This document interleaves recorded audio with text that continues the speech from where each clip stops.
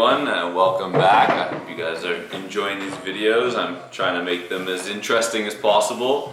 So today we are in the kitchen. I'll give you guys a tour once we're done I guess the couple stories I want to tell you guys today. And I decided to throw some music in the background. I don't know if you guys can hear it or not, but at any point if you wonder what that sound is, I thought it would be cool to see what this sounds like, a little bit of music in the background. So I guess after Bologna, where we went to was Tavernelle, Italy, which for me was a very amazing experience. I think it was one of the best places I went to in the whole 6 or 7 months of travel that I did in 2015.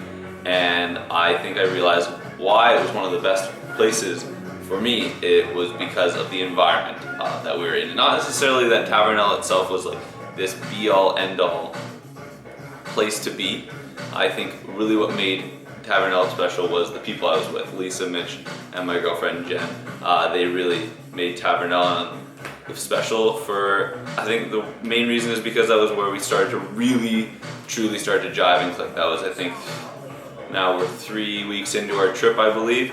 And so we're just almost the halfway point, and I think we started to get in the groove of things. So I'm just gonna talk to you guys a little bit about what it was like getting to this small town of Tavernelle where we were actually staying in an Airbnb. So we got into Florence, and where we were staying in Tavernelle, which was about an hour bus ride, again using these long haul style buses, out of Florence into Tavernelle, winding up and down through the vineyard countryside in the Tuscany region and heading just further and further into it. And eventually we would arrive at Tavernelle. And in the process of getting there on this beautiful drive, I'll never forget that there was this girl from Texas. So there was 4 of us plus probably another 5 or 6 other backpackers who were all heading into the Tuscany region and the different towns. Some were heading to Tavernelle, some were heading further. And this one girl, we ended up calling her 3G, because what she did is she literally spent the entire hour on the bus talking to all the other travelers who were really just trying to enjoy the scenery. And she was talking about how she had an incredible 3G network connection from her service telephone provider in the United States of America. And it literally was just like a repeat loop, and whoever she could get eye contact with, she would talk about 3G network. Oh, I can find out your problems with my 3G network. Oh, I can do this with my 3G network. And we were all sitting there going like, we don't want any help with the 3G network right now. Actually, what we want is just to hang out as a group of random travelers and discuss other things other than your 3G network. But it was quite an interesting experience, because by the time we got off the bus, we actually got off the bus with another fellow from, I think he was from New York, and he was like, yeah, I'm so sorry for that, guys. Like, that made what Texas looks like a lot worse than it is, and the people a lot like more energetic. I guess I would say that the people that I met from Texas are very energetic, but this girl kind of had this like just fire and go talk about one topic, kind of going at it, and it was interesting to have this guy go off the bus and go, oh guys, like that's not normally how people like that are reacting to 3G network. And we're like, yeah, we know, she's just excited to, share this amazing piece of technology with us. And we were very grateful. At the same time, we had actually ended up getting off the wrong bus stop and walking around Tavernelle for about 30-40 minutes looking for our Airbnb, because we were like so lost with all the information that we were getting. And so eventually we found our Airbnb, where our Airbnb renters actually had organized rental bikes for us, so that we could spend the week that we were in Tavernelle biking around and just checking out the Tuscany region on these like trail riding, cross-country bike kind of style bicycles. And what we realized the moment we got into the Airbnb is I actually forgot this fine and dandy hat on the bus. And I was pretty distraught. I was not in the greatest mood at this point. I loved this hat. I still love this hat. It had a lot of emotional value to me, and I really didn't want it to go anywhere missing. And there we were, just rushed off the bus, and of course I forgot it up on the top shelf. I knew exactly where I forgot it, and it was just like so hard for my stomach to fathom that this hat had gone missing. But luckily, obviously, we found it, and I will get to that story. But first, what we ended up doing is we ended up calling in to the bus company and trying to figure out how, where it would be, what's going on. Obviously, it's all in Italian, and we only speak English, so that made that very interesting. And then we tried to get on some Skype long-distance calls with their offices, and it was a long weekend, and the Italians were having siestas and holidaying, of course, the way they love to, which we appreciate for them greatly. So it didn't really work out for the first few days. So I'll get back to how we ended up managing to get the hat at the end of this. But for those couple of days while the hat was missing, we had these rental bikes.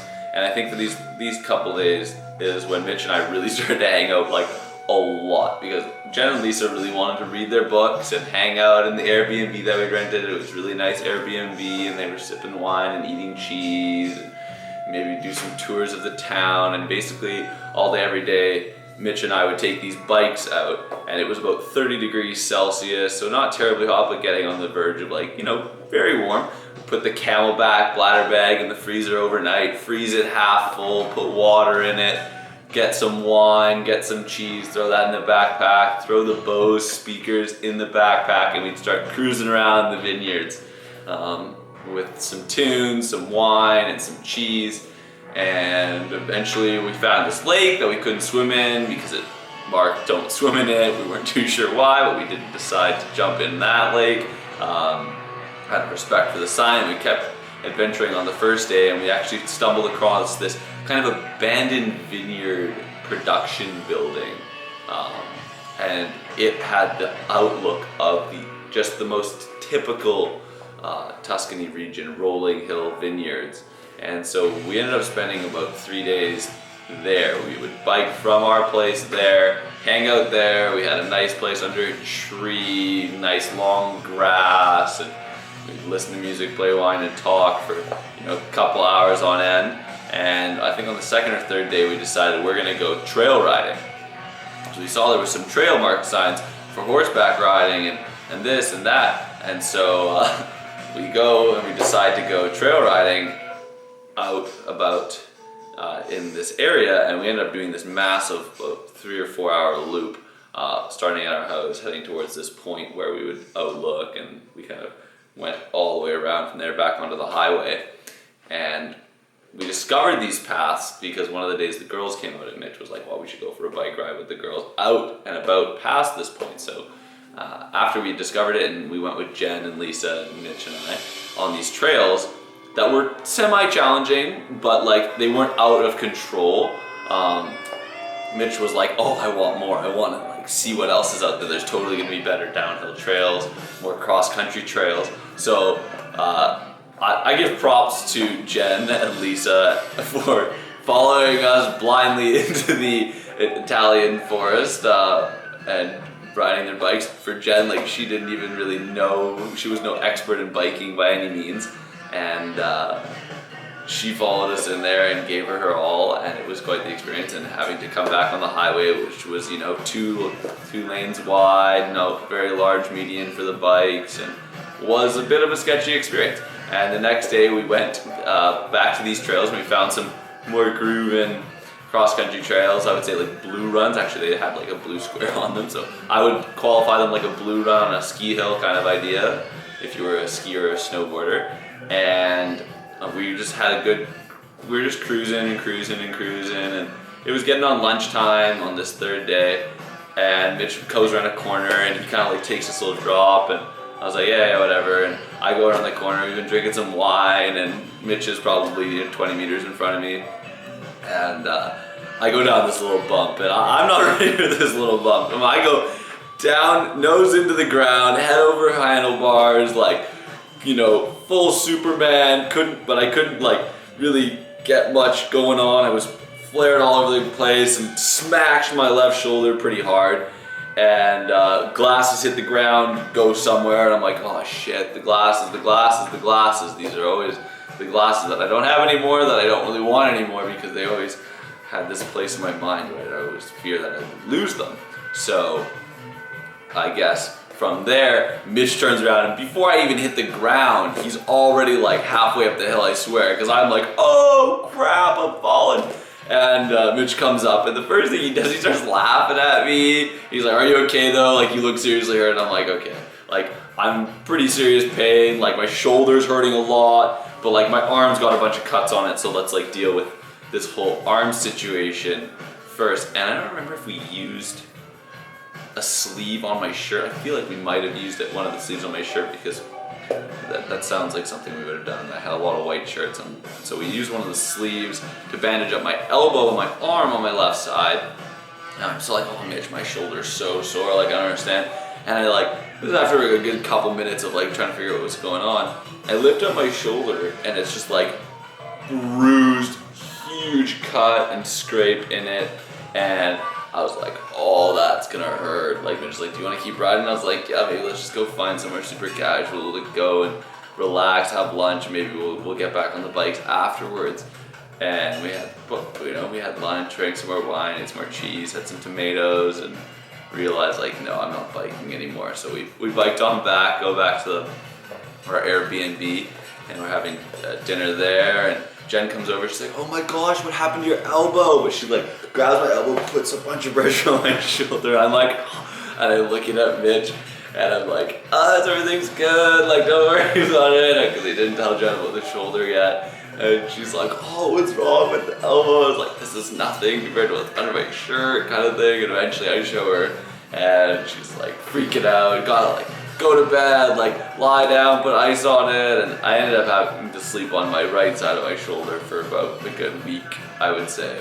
My shoulder was pretty sore.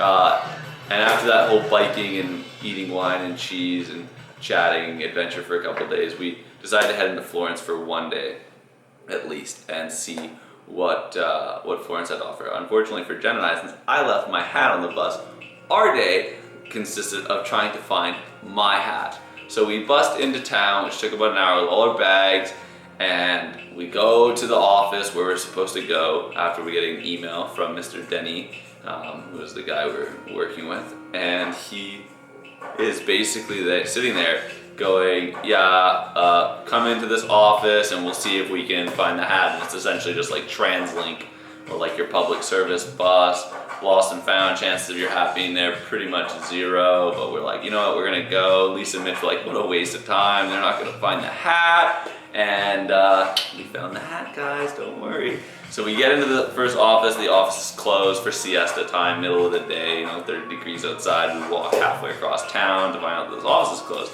Like, great. So we end up just sitting around, twiddling our thumbs for about an hour, waiting for the siesta time to come to a close. And we finally get into this office, and we introduce ourselves to Mr. Denny, and Jen remembers like the one word of Italian that we need to know, which was like noire or something, or black hat, chapeau. And she's like, black chapeau, noire.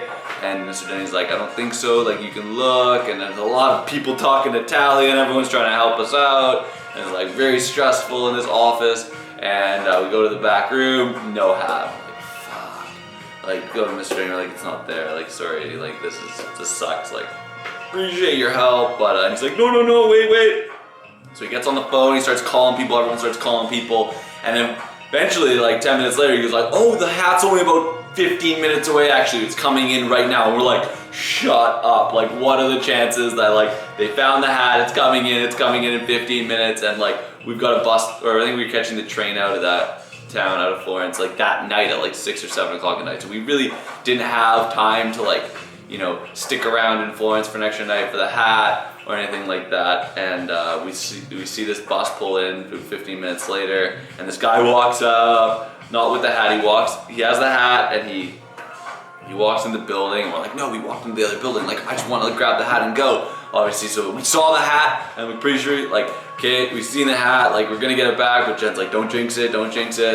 And he takes it around, and Mr. Denny comes out of his office with the hat, and that was how we found and discovered the hat. So I guess lesson of that trip was to never lose hope of whether or not you can find the hat or not, and to just enjoy the ride with the people that you spent it with, because honestly I think that Tavernelle, Mitch, Lisa, and Jen made that part of the trip so amazing, because we started to settle down into one place and really get to know each other, live with each other, and we had a phenomenal time together, biking to sunsets, walking around the towns, making dinners for each other, and just I'm sure there's more adventures. So if you want to hear more adventures about Tavernelle or any of the other stories, please comment below and ask me any questions about any of the stories, or if you're curious if there's maybe funny stories, serious stories, you know, crazy stories, anything like that, anything I wasn't able to cover, let me know. And don't forget to subscribe to my YouTube page if you want to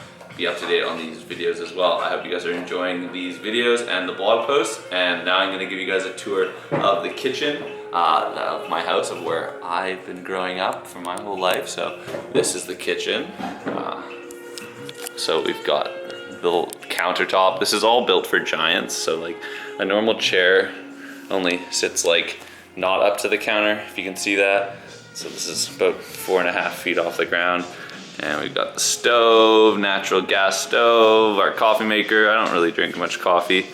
Our sink, and broken toaster oven. There's the dinner table where we all sit down and have dinner. And there's of course the media room. We've already been in there.